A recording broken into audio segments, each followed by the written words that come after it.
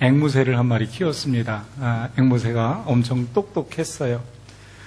할머니께서 이 권사님이 너무 믿음이 좋으시기 때문에 앵무새에게 좀 은혜로운 것들을 가르치기로 결심을 하시고 가르치셨는데 두 가지를 가르쳤어요. 하나는 앵무새한테 주기도문을 암송시킨 거예요. 여러분 놀라지도 않으시는군요. 근데 그것뿐이 아니에요. 사도신경까지 암송을 시킨 거예요. 앵무새가 사도신경과 주기도문을 외는 거예요.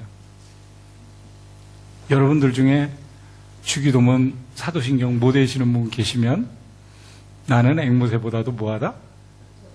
예, 아시는군요. 못하다. 이렇게 생각하실 수 있습니다. 근데 그 소식을 목사님이 들으신 거예요. 그래가지고 권사님한테 신방 가면서 참 신기하다.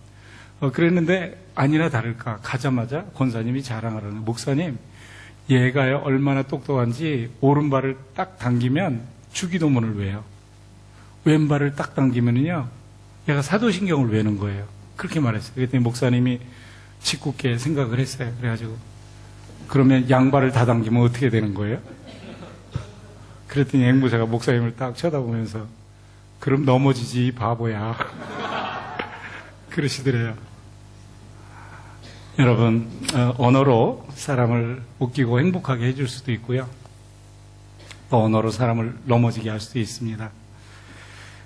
혀라는 것은 뼈가 없지만 뼈를 부서뜨릴 수 있다라고 말한 사람이 있습니다.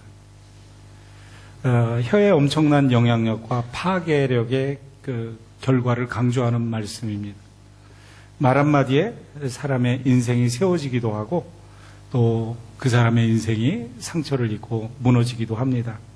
말은 창조의 기적이 있어요. 그래서 우리 주님께서 말씀하시자 우리가 보고 있는 우주 만물이 천지가 창조가 되었습니다. 그뿐만이 아니에요. 우리의 입술의 고백과 구원도 깊은 관계가 있습니다. 그래서 로마서 10장 9절과 10절은 이렇게 말합니다. 내가 만일 내 입으로 예수를 주로 시인하며 또 하나님께서 그를 죽은 자 가운데서 살리신 것을 내가 마음에 믿으면 무엇을 얻으리라? 구원을 얻으리라. 내가 마음으로 믿어 의에 이르고 입으로 시인하여 무엇에 이르느니라? 구원에 이르느니라. 이렇게 말씀을 하셨어요. 입으로 시인하는 것, 즉 말로 고백하는 것이 구원에 이르게 하는 거예요. 예수님도 우리들에게 그런 말씀을 하셨습니다. 누구든지 사람 앞에서 나를 시인하면 나도 하늘에 계신 내 아버지 앞에서 저를 시인할 것이요. 누구든지 사람 앞에서 나를 부인하면 나도 하늘에 계신 아버지 앞에서 저를 부인하리라. 참 예수님을 향한 우리의 입술의 고백이 우리의 영적인 운명을 결정하는 것을 우리 주님이 말씀하시고 계신 것입니다. 이렇게 말은 창조의 능력이 있고 또 구원의 영적인 권세가 있는 것입니다. 말은 실제로 뼈를 부러뜨리지는 않습니다. 그렇지만 말은 때때로 영혼을 파괴합니다. 마음에 지울 수 없는 상처를 남깁니다. 그리고 말은 깨어진 관계를 또는 깊은 상처를 치유하기도 하고 또 쓰러진 심령을 소생시켜서 일으켜 세우기도 합니다. 언어는 때때로 나름든 칼날이 되어서 누군가의 마음을 깊숙이 찌르기도 하지만 또 언어는 때때로 누군가에게는 정말 무엇과도 비교할 수 없는 명약이 되어서 마음을 치료하기도 합니다. 언어는 행복의 전령사가 되어서 누군가에게 기쁨을 주기도 하지만 어떤 사람에게는 불행을 심어주는 씨앗이 되기도 합니다. 그래서 우리가 이번 주 지난주 묵상했던 야고보서에서는 말에 대한 온전함이 곧 그 사람 자체의 온전함이라고 말을 하고 있는 것을 볼 수가 있습니다. 우리가 이렇게 사람을 살펴보면 말이 아름다운 사람은 그 사람의 인격이 아름답습니다. 또 그 사람의 삶이 아름다운 것을 볼 수 있습니다. 그러나 언어가 추한 사람을 가만히 살펴보면 그 사람의 인격이 추한 경우가 많습니다. 그리고 그 사람의 삶이 도끼가 차 있고 추한 경우가 많이 있다라고 우리는 사실 그거 목도합니다. 그래서 하나님의 영광을 본 이사야가 맨 처음에 얘기한 게 뭐냐면 제 입술이 부정합니다라고 고백을 해요. 그래서 선지자로서 자격이 좀 부족합니다. 이런 이야기를 하는 거죠.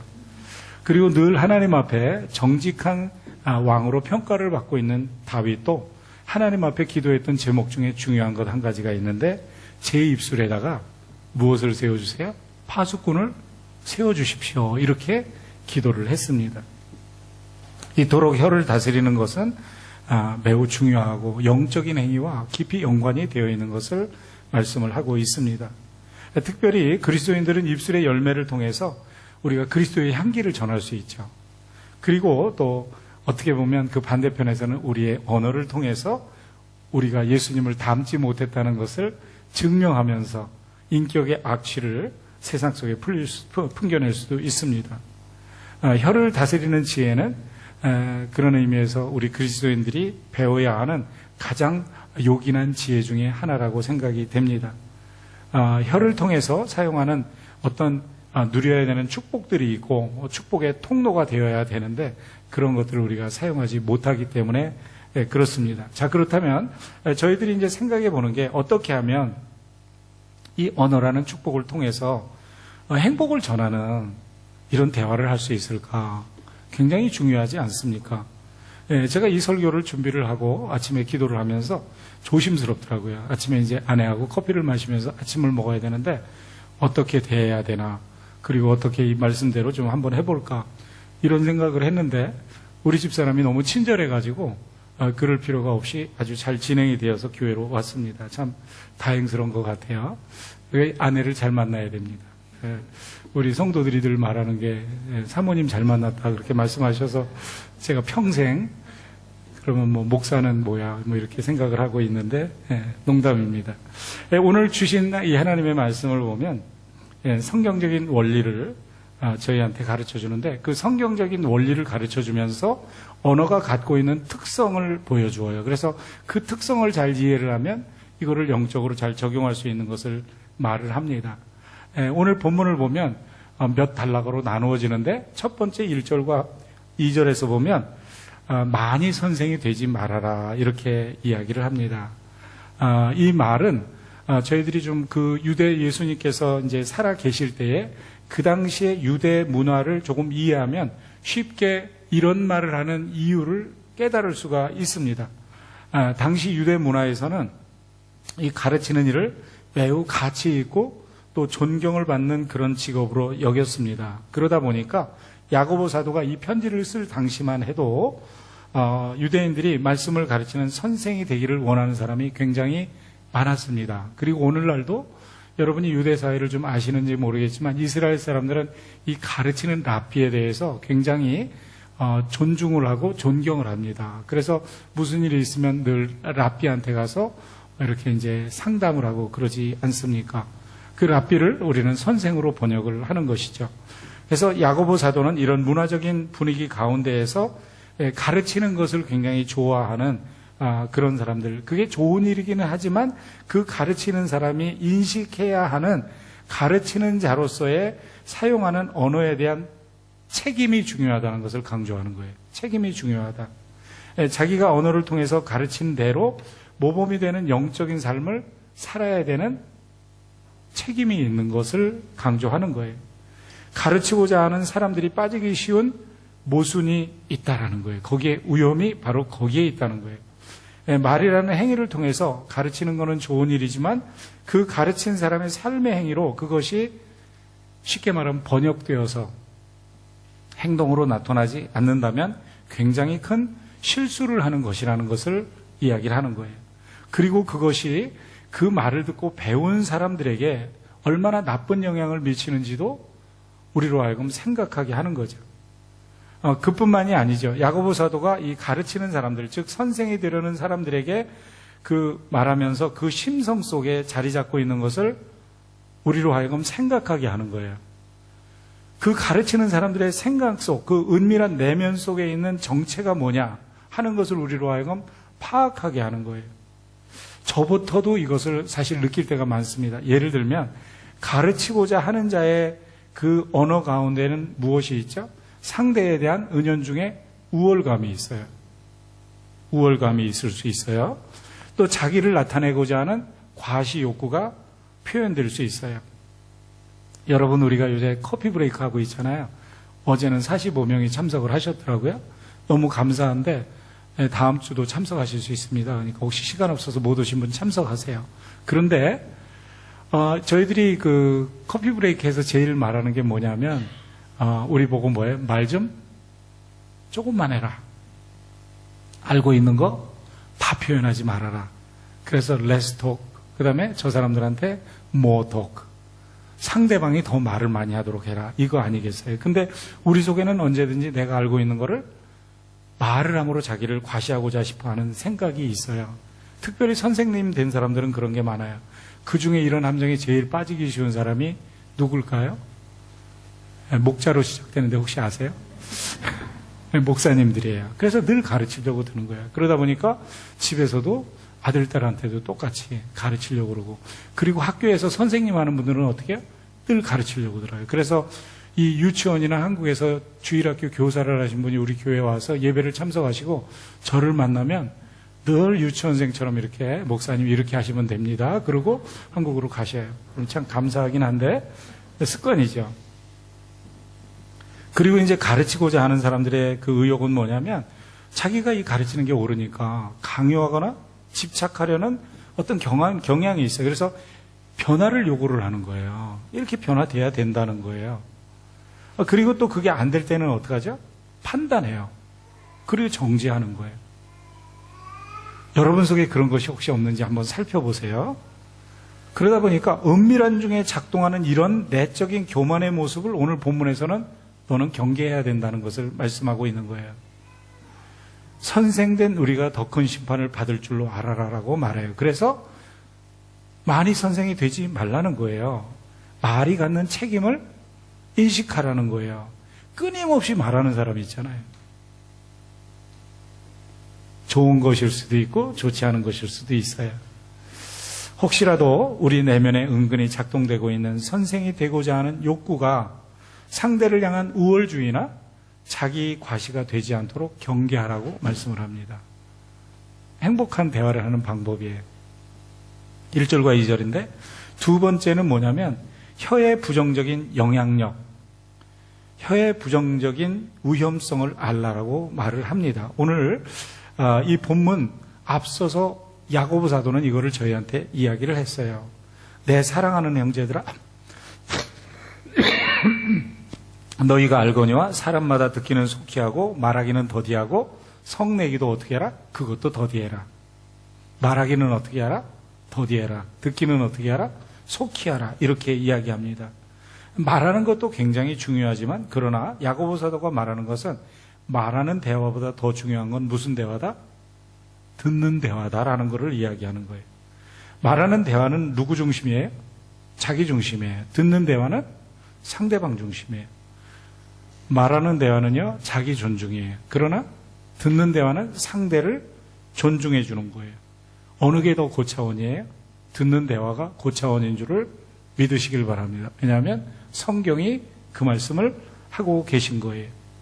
그래서 야고보 사도가 1장 26절에서 그런 얘기를 했어요. 누구든지 스스로 경건하다고 생각하면서 자기 혀를 재갈먹이지 아니하고 자기 마음을 속이면 이 사람은 경건은 헛것이다. 입술을 통제할 줄 모르면서 경건한 척 해봤자 소용이 없다는 거예요. 혀를 통제하지 못하는 영성은 거짓 영성이라는 거예요. 언어와 영성은 상관관계가 있다는 거예요. 같이 묶여 있다는 것을 말을 하는 거죠. 오늘 본문 3절과 4절 두 번째 단락에서 이야기하는 거예요. 말을 재갈먹는다. 이 고삐에 이 브리드를 끼우잖아요. 끼우고서 말을 통제합니다. 제가 몇 가지 잘하는 게 있는데 제가 이래봬도 말을 잘 타요. 승마를 이렇게 하는데 승마하러 다니지 않아요, 요새. 뭔 돈이 있어서 이렇게 다니까. 그런 거 아니고요. 제가 선교지 가서 말을 타는 걸 배워가지고 말을 잘 타는데 언제든지 이 말은요, 재갈 물려서 이 사람이 끄는 대로 방향을 정합니다. 그리고 그 재갈 물린 대로 갑니다. 그런 것을 이야기하는 거예요. 그리고 배가 있잖아요, 배. 큰 배가 있는데 거기에 보면 키가 있잖아요, 키가 있는데 그 키로 큰 배를 움직인다는 것을 이야기를 합니다. 여기에서 강조하는 게 뭐냐면 혀를 잘못 사용할 때 어떤 일이 일어날지, 그리고 그 삶의 방향까지도 그 말로 인해서 결정된다. 도달하는 곳이 달라질 수 있다는 것을 이야기하는 거예요. 그러면서 5절과 6절에서는 계속해서 이야기하는 게 뭐냐면 언어의 부정적인 측면을 강조를 하는 거예요. 작은 불을 생각해 보아라. 작은 불이 어떻게 큰 불로 이게 확장이 되어지고 그 파괴력이 얼마나 위험한지를 생각해 보라는 거예요. 그래서 오늘 본문 5절 6절에 보면 보라 어떻게 작은 불이 어떻게 나무를 태우는가를 생각해 보아라. 혀는 곧 불이요 불의 세계라. 혀는 우리 지체 중에서 온 몸을 더럽힌다. 혀가 자기 몸을 더럽힌다는 거예요. 그리고 생에 바뀌는 불사르나니 그 사르는 것이 지옥불에서 나느니라. 여러분, 통제되지 않고 마구 말하는 혀의 심각한 해악을 지적하는 것이죠. 이런 사악하고 파괴적인 그 불의 근원은, 말의 근원은 지옥이라고 말을 합니다. 사탄에게 악용될 수 있는 요소가 있다는 것을 이렇게 표현하는 거예요. 우리는 언어를 통해서 말을 잘하고 있지만 그게 사탄에게 또 악용이 될 수 있다는 거예요. 혀가 잘못 사용될 때 어떻게 사람들 사이가 갈라지잖아요. 언어가 사탄의 도구가 될 때 고결한 인격이 더럽혀지고 서로 비난하게 만들어요. 근거도 없는 소문이 날개를 단 듯이 퍼져나가서 그 소문에 휩싸인 사람의 인생이 타버린 숯검정처럼 새카매지는 경우가 많아요. 그래서 요새 인터넷에 보면 무슨 댓글 다는 것 때문에 힘들어하는 분들 많잖아요. 그런 것 때문에 심지어는 자살하는 사람도 있고 그렇지 않습니까? 근거가 없는 소문이 날개를 단 듯이 날아가서 그 사람의 심령을 비수같이 찔렀기 때문에 그런 거예요. 이 부주의한 말 한마디가 한 영혼을 검은 수처럼 낙당 가운데 앉아서 혼자서 흐느끼게 만들 수 있다는 거 우리는 명심해야 됩니다. 한 번 내뱉은 말에 그것이 엎질러진 물처럼 되돌릴 수 없다는 것을 우리는 심각하게 받을 줄을 알아야 돼요.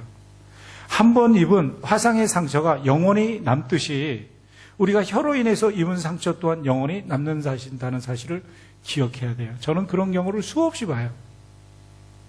목사님, 제가 다른 건 다 잊어도요, 그때 그 말은 못 잊는다는 거예요. 우리 집사람이 우리 남동생을 좋아하지 않아요. 지금은 뭐 좋아하는 것 같은데, 왜 그러냐면 저하고 결혼하려고 그럴 때 우리 남동생 그 정집사가 무엇을 했냐면, 우리 형은 옛날에 배우가 있었는데 이효춘이라는 사람이 있었어요. 아시는 분, 고개를 끄덕이는 분들은 연세가 지긋하신 거예요. 이효춘이를 닮은 배우를, 그런 여자를 정기용 목사 형이 만나기를 원했는데 이효춘이하고 안 닮아서 좋지 않다는 거예요. 지가 결혼하는 것도 아닌데. 근데 그 얘기를 우리 집사람이 딱 듣고 그게 못이 딱 박힌 거예요. 지금 결혼한 지 37년 됐는데 여전히 기억하고 있어요. 여러분, 그렇습니다. 한 번 내뱉은 말은 영원히 자칫하면 남을 수가 있어요. 그러므로 우리는 무슨 말을 하기 전에 혀가 불을 품고 있는지 한번 생각해 볼 필요가 있는 거죠. 이게 두 번째예요. 그리고 세 번째는 뭐냐면 혀에 길들이기 힘든 본질을 이해하라는 거예요. 우리가 이런 걸 알면서도 이거 길들이기가 쉽지 않다. 그게 7절과 8절이에요. 우리 7절, 8절 다 같이 한번 읽어볼까요? 읽겠습니다. 시작.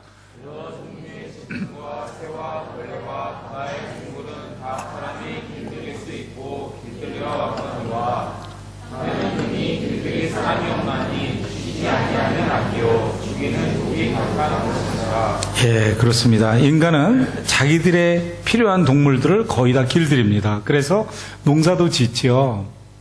그리고 타고 다니죠. 심지어는 여기 이뮤도 타고 다니는 사람이 있어요. 타조도 타는 사람도 있고요.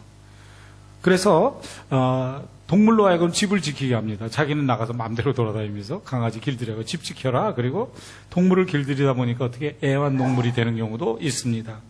그래서 동물을 이용해서 서커스를 하게 하고 곰이 재주는 부리고 돈은 누가 받아요? 그 인종차별적인 발언하면 안 돼요. 돈은 내가 받는다 이렇게 말씀하시죠. 네, 그리고 어떻게 또 물개쇼도 있고 돌고래쇼도 있고 그렇습니다. 길들이기 때문에 그래요. 그러나 혀를 길들인다는 것은 쉽다 안 쉽다? 절대로 쉽지 않다. 그런 미물보다도 길들이기가 더 힘들다는 거예요. 더 부정적으로 능히 길들일 자가 없다고까지 말해요. 길들일 사람 없다. 이게 무엇을 말하는 거죠? 그러니까 길들이기를 포기해라. 우리 하나님께서 그렇게 말씀하시는 걸까요? 그거 아니에요. 여기서 말하는 거는 스스로를 의지하면 실패한다는 거예요. 혀의 완벽한 통제는 성령의 영역이라는 것을 이야기하는 거예요. 하나님의 영역이다라는 거예요. 그래서 성령님에 의해서 통제되어지는 인생은 그 혀도 성령님에 의해서 통제가 되게 되어 있어요. 그래서 성령님에 의해서 변화된 인격은 변화된 언어를 사용하는 거예요. 그래서 성령을 의지해야 된다는 거예요. 여러분도 경험해 보지 않았어요? 정말 나 그렇게 말할 의도가 아니었거든요. 그런데 또 그렇게 말하고 만 거예요. 어떻게 말하다 보니까 마음속에 의도하는 정반대의 말이 나간 거예요. 정말 화를 안 내려고 그랬는데 성격이 급해가지고 그냥 화가 나갔다니까요. 그래서 혀 이전에 성격이 있는 거예요. 저 남의 얘기를 안 하려고 그랬는데 그 사람이 먼저 시작해가지고 맞아 그 집사 그래 또 이러면서 시작을 하고 토를 달다 보니까 내가 더 남의 얘기를 많이 했다니까요. 여러분 불평불만을 안 하려고 그랬는데 그래도 다 참았는데 그거는 아니잖아. 말 한마디 하다 보니까 하루 종일 불평하고 보내는 거, 이게 우리들의 하루가 될 때가 있지 않습니까? 더럽고 쌍스러운 말 안 쓰려고 그랬는데 운전하다 보니까 그 친구가 끼어들어서 제가 그랬지. 이게 우리들 아닙니까? 고치려고 했는데 아직도 안 고쳐진 거예요. 우리의 모습이에요. 오늘 본문에서 그 얘기를 하는 게 쉽지 않다. 누가 의도적으로 쌍스러운 말을 하고 누가 의도적으로 부정적인 말을 골라서 쓰나요? 그런 거 아니잖아요. 고치려고 했고 좋은 언어 습관을 가지려고 했는데 그만 옛버릇이 나온 거예요. 그렇습니다. 혀의 통제는 우리의 영역이 아니에요. 하나님 앞에 겸손하게 무릎을 꿇고 성령에게 내 인격을 맡겨드릴 때 내 인격이 성령의 통제를 받게 되면 언어는 자동적으로 통제를 받게 되어 있는 거예요. 그래서 혀 이전에는 내 인격이 있는 거예요. 그 인격의 영역이 성령의 지배가 이루어지면 언어의 통제는 자연스럽게 이루어지는 거예요. 여러분, 좋은 언어 습관을 갖고 싶습니까? 기도하는 거예요. 그리고 성령님의 도우심을 겸손하게 간구하는 거예요. 혀 이전에 그 혀의 언어를 만들어내는 성품과 인격을 성령의 지배가 이루어지도록 나를 드리는 거예요. 그래서 고상한 인격에서는 고상한 언어가 나오고 거룩한 인격에서는 거룩한 언어가 나오는 거예요. 사랑의 성품을 갖고 있는 사람을 보십시오. 사랑의 언어가 나옵니다. 긍휼의 마음을 갖고 있는 사람을 보십시오. 긍휼의 언어가 나오는 것을 볼 수가 있습니다. 어떤 사람이 긍정적인 성품을 가지고 있으면 그 사람 속에서는 언제든지 긍정이 나오는 것을 볼 수 있어요. 근데 그 사람이 부정적인 사람이에요. 이 사람 속에는 늘 부정적인 언어가 나오는 것을 저희들은 늘 경험하면서 삽니다. 성령에 의해 길들여진 인격에서 성령의 언어가 나오는 것입니다. 그러므로 내가 성령이 이끄심에 순종하는 사람이 될 때 혀는 내가 통제할 수 있는 좋은 축복의 도구가 된다는 거예요. 이게 이제 세 번째 단락에서 이런 거죠. 그리고 네 번째 단락에 마지막 단락이 되겠는데 보면 무엇을 얘기하냐면 이 혀의 이중성과 모순성을 이야기하는 거예요. 혀의 이중성과 모순을 이해하라는 거예요. 오늘 이 본문을 보면 금방 우리가 이해할 수 있어요. 9절부터 12절까지 다 같이 읽겠습니다. 자, 시작. 이것으로 우리가 주 아버지를 찬송하고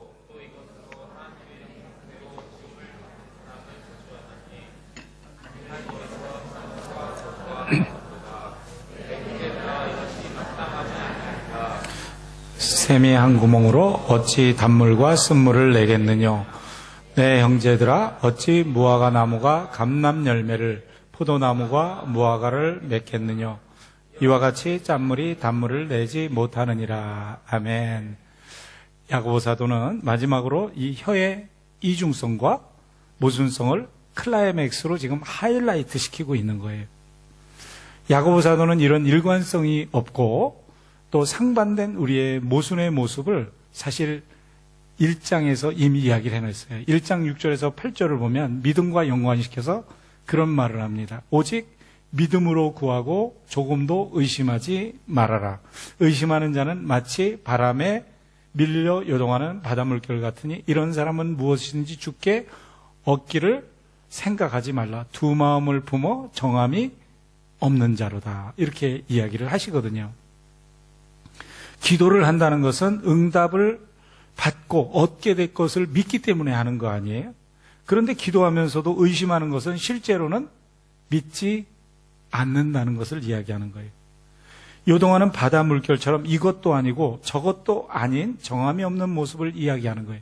믿는 것도 아니고 안 믿는 것도 아닌 것을 이야기하는 거예요. 그네처럼 이쪽으로 갔다가 저쪽으로 갔다가 흔들리는 마음을 이야기하는 거예요. 그런 사람은 기도의 응답을 기대하지 말라라고 말씀을 하셨거든요. 그런데 오늘 본문에서 보면 혀의 사용도 이러한 모순이 있다는 것을 저희한테 설명을 해주고 있습니다. 한 입을 가지고 어떻게 한편으로는 하나님을 찬송하는 거룩하고 영적인 모습이 있지만 다른 한편으로는 그 똑같은 입을 가지고 하나님의 형상대로 지음받은 형제 자매를 저주한다는 거예요. 한편으로는 하나님의 도구요, 또 다른 한편으로는 사단의 도구요. 한편으로는 성령의 소욕을 따라서 행동하고 또 다른 한편으로는 육체의 소욕을 따라서 사용을 한다는 거예요. 이것이 혀의 모순이다. 이것이 혀의 이중성이라는 거예요. 마치 한 샘에서 단물과 쏜물이 동시에 나오는 것과 마찬가지. 제가 이렇게 바틀로 물을 마시고 있는데 이 물 속에서 단물이 나오고 쏜물이 나오고 이럴 수가 있을까요? 불가능한데 그런 모순을 무엇은 가지고 있다? 혀는 가지고 있다는 것을 이야기를 하는 거예요. 자, 그렇다면 여기에서 주님께서 무엇을 말씀하시는 거예요? 그러니까 야, 너 말하지 말고 살아. 우리 주님이 그렇게 말씀하시는 건가요? 아니죠. 우리 죄악된 인간이 사용하는 혀의 용도는 그럴 수밖에 없다는 것을 말씀하시는 거예요. 타락한 본질을 가지고 사는 인간의 한계가 혀의 사용에서도 드러난다, 안 드러난다? 드러난다는 거예요. 그러면서 말씀하시는 게 뭐냐면 언어는 그 자체가 중립이라는 거예요. 중립이라는 말은 사용하는 사람이 어떠한 존재가 되어져 있느냐에 따라서 용도가 달라진다는 것을 이야기하는 거예요. 사용하는 사람에 따라서 그 기능과 효능이 다르다는 거예요. 그래서 어떻게 사용하느냐에 따라서 선의 도구가 될 수 있고 악의 도구가 될 수 있다는 거예요. 혀의 사용은 그 혀를 사용하는 주인의 인격이나 성품과 관계가 있다는 거예요. 쉽게 말하면 주인의 의지에 따라서 달라질 수 있다는 것을 이야기하는 거예요. 주인이 성령의 사람이면 성령의 도구로 사용될 것이다. 만약에 그 사람이 사단에 사로잡혀 있는 사람이면 사단의 도구가 될 수밖에 없다는 거예요. 정말 성령의 도구로 사용되고 있다면 그 혀는 하나님을 찬양할 것이요, 주님의 영광을 선포할 것이요, 형제 자매를 세워주는 언어를 쓸 것이라는 거예요. 그러나 만약에 우리가 육체의 소욕에 사로잡혀 있는 사람이라면 내가 육체의 소욕에 그 혀를 내어줄 때에는 그 언어는 더러움과 악을 담는 도구가 되어지고 상대방의 인격을 파괴하고 자기의 인격을 처참하게 만드는 그런 언어 사용자가 될 수밖에 없다는 거예요.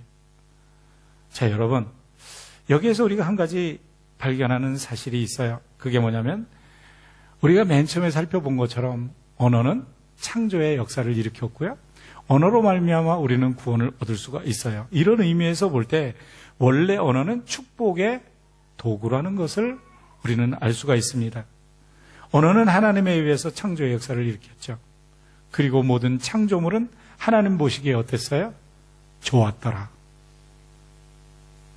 우리에게는 입으로 시인하는 고백의 언어를 통해서 구원을 얻는 영적 능력이 있어요. 이 언어로 고백한다는 것은 굉장한 일입니다. 그러므로 우리는 하나님 안에서 하나님이 주신 언어의 축복을 회복해야 되는 거예요. 빼앗긴 축복의 영역을 찾아오는 거예요. 언어를 회복하는 거는. 그리고 그 축복의 언어를 사용해야 되는 거예요. 그때 하나님은 그 언어를 통해서 우리를 축복을 유통하는 행복한 그리스도인으로 하나님이 사용하시는 거예요. 혹시 자신이 사용하고 있는 언어를 검사해 보신 적이 있는지 모르겠습니다. 치과 검사도 하시고 내시경도 찍고 그러면서 몸의 부분들을 이렇게 건강 진단을 하시고 검사하시는지 하시는데 언어를 한번 검사해 보신 적이 있으세요? 만약에 울트라사운드처럼 여러분의 언어를 무슨 카메라가 찍어서 여러분들에게 그걸 한번 검사를 해주고 이 클리닉을 해준다면 어떤 현상이 일어날까요?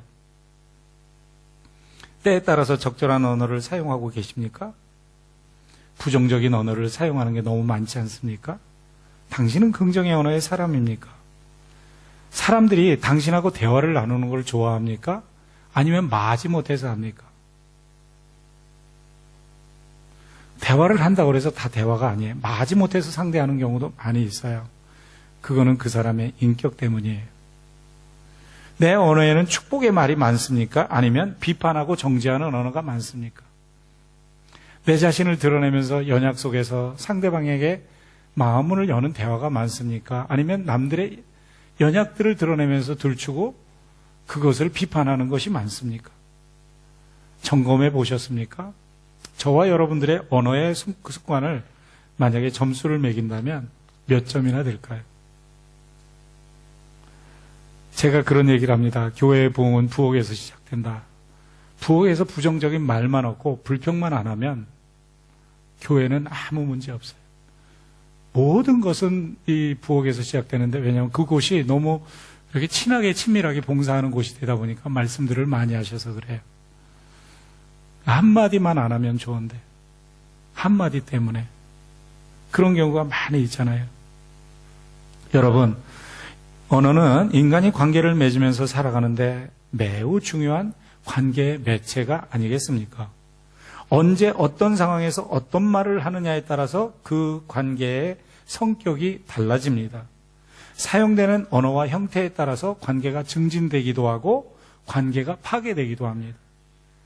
긍정적인 영향을 미치기도 하고 부정적인 영향을 미치기도 합니다. 그러므로 언어가 회복되면 뭐가 회복돼요? 관계가 회복돼요. 여러분, 언어가 회복되면 여러분의 믿음이 회복돼요. 언어가 회복되면요, 축복이 회복됩니다. 저는 이 시간 여러분들의 언어가 긍정의 언어로 회복되시기를 예수님의 이름으로 축복합니다. 저는 이 시간 여러분의 언어가 믿음의 언어로 새롭게 회복되기를 예수님의 이름으로 축원합니다. 여러분의 언어가 누군가를 축복하는 언어로 변화되기를 예수님의 이름으로 축복합니다. 여러분, 이런 언어들 정말 중요합니다. 그때 사단의 세력이 물러가게 되어 있어요. 축복의 사람들이 되십시오. 믿음을 전하는 사람이 되시고 긍정을 전하는 사람이 되십시오. 그리고 친하다고 해서 반말하고 막 말 함부로 하면 안 돼요. 친하다는 걸 빙자해서 당신의 인격을 드러내지 마십시오.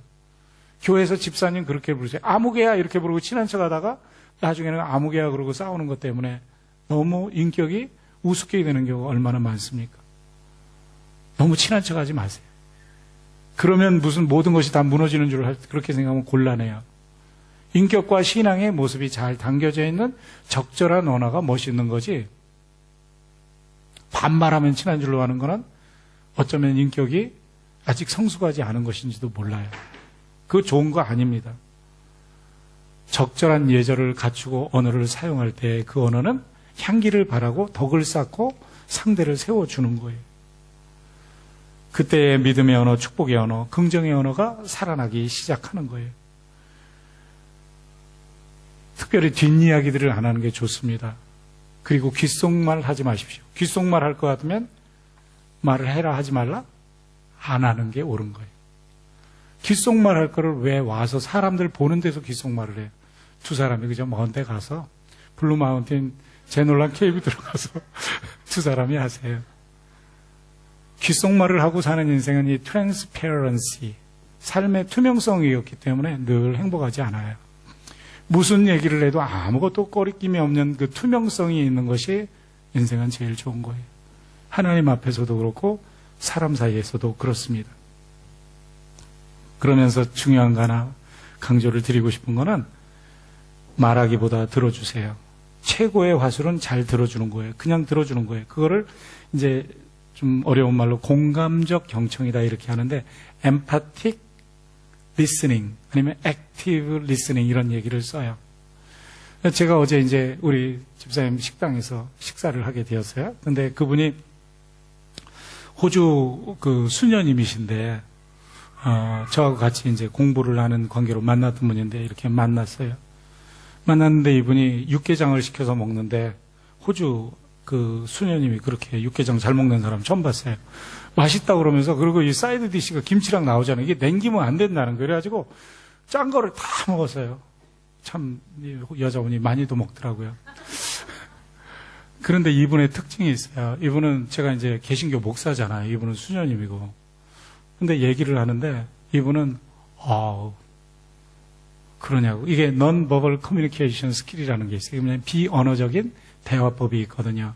근데 그 간단한 공감적 경청으로 인해서 눈빛, 그분의 호응하는 방법들로 인해서 나이 많은 이 목사의 마음을 확 열어가지고 제 속에 있는 모든 것을 이야기하게 해요. 제가 딱 하고 나면서 속았다. 이런 생각이 들 정도로 이 공감적 경청을 하는 걸 보면서 제가 배울 게 많구나. 이런 생각을 했습니다. 여러분, 잘 들어준다는 것은 누구 중심이에요? 그 사람 중심이에요. 내가 잘 말한다는 것은 누구 중심이에요? 나 중심이에요. 내가 열심히 말한다는 건 뭐예요? 지금 내 속에 지금 해결되지 않은 문제가 많다는 거예요. 잘 들어주는 사람은 뭐예요? 나는 내 문제를 이미 컨트롤하고 있고 상대를 지금 품고 있다는 거예요. 여러분, 이게 너무나 중요한 거예요. 이런 것이 되어질 때에 여러분과 저는 내가 말을 해서 하는 언어로 행복을 전하는 게 아니라 듣는 언어로 행복을 그 사람한테 이미 주고 있다는 것을 기억하시길 바라요. 이 듣는 것은 관계를 성장시킵니다. 그러나 말하는 것은 자칫 실수를 유발할 수 있다는 것을 기억하십시오. 그래서 아까 말씀드린 대로 야고보서 1장 19절에서 뭐라고 말해요? 내 사랑하는 형제들아, 너희가 알거니와 사람마다 듣기는 어떻게 하라? 속히 하고 말하기는 더디하고 또 성질 내기도 더디해라 그래요. 왜냐하면 말하다 보면 지가 쥐게 넘어서 성질 부려요. 그러지 말라는 거예요. 여러분, 하나님은 행복을 전하는 아름다운 언어 습관을 축복하십니다. 그뿐 아니라 하나님은 여러분들의 언어를 통해서 역사하시고 싶어 해요. 주변 사람들을 세워주고 싶어 하고 주변 사람들을 축복하고 싶어 해요. 그래서 여러분의 그 아름다운 인격과 언어를 사용하고 싶은데 여러분이 성령의 그 인도하심을 순종하지 않고 여러분 마음대로 사용할 때는 오늘 본문에 나오는 길들여지지 않은 그러한 정말 지옥불과 같은 것들이 될 수 있는 것을 이야기를 합니다. 그래서 우리는 이런 말씀을 묵상하면서 해야 되는 일이 있어요. 행복을 전하는 언어 습관을 훈련하는 것, 습관화하는 게 굉장히 필요한 거예요. 근데 이거를 좋은 말을 하려고 좋은 말을 많이 하는 게 아니라 무엇을 하라고 그랬죠? 아까 말하는 것보다 뭐를 해라? 듣는 경청의 사람이 되는 거. 이게 너무나 중요한 거예요. 그래서 기도는 빡세게 했는데 하나님께서 하시는 말씀을 안 듣고 가버렸어. 그래서 기도는 했는데 응답이 없어. 왜냐하면 듣는 기술이 없어가지고. 하나님과의 대화 속에서도 그래요. 우리가 하나님의 말씀 지금 야고보서 지금 묵상하잖아요. 그럼 이 말씀이 나를 향해서 지금 무엇을 말하고 있나를 경청을 하면 주께서 나한테 말씀하시는 걸 듣는데 자기 기도만 하는 거예요. 아파트 전셋값 주세요, 못 주세요, 못 주세요. 막 그러고 그 인간 변화시켜 주세요. 그러다가 주님이 이제 대답을 해주려고 그러는데 가버려. 그러면 안 되지 않겠습니까? 우리가 사람 사이에서도 이런 실수를 할 수 있다는 거예요. 우리가 만약 우리의 언어를 잘만 사용한다면 우리의 마음과 마음은 아주 견고하게 연결이 될 겁니다. 그리고 우리의 관계들은 더욱더 열려가고 또 마음은 열게 되고 그리고 더 서로가 행복하게 살 수 있다고 믿습니다. 여러분의 가정에서 또 자녀들과의 대화에서 또 목사와 성도들 간의 대화에서 성도들과 성도들과의 대화에서 여러분 이런 것들을 우리가 꿈꾸면서 우리의 대화를 다시 한번 점검하고 오늘 이 말씀이 주는 대로 한번 실천해보는 이런 거룩한 도전을 해보시면 어떨까 싶습니다. 일주일 동안 이거를 한번 실천하시고 다음 주에는 그 축복을 마음껏 누리시는 간증이 있기를 예수님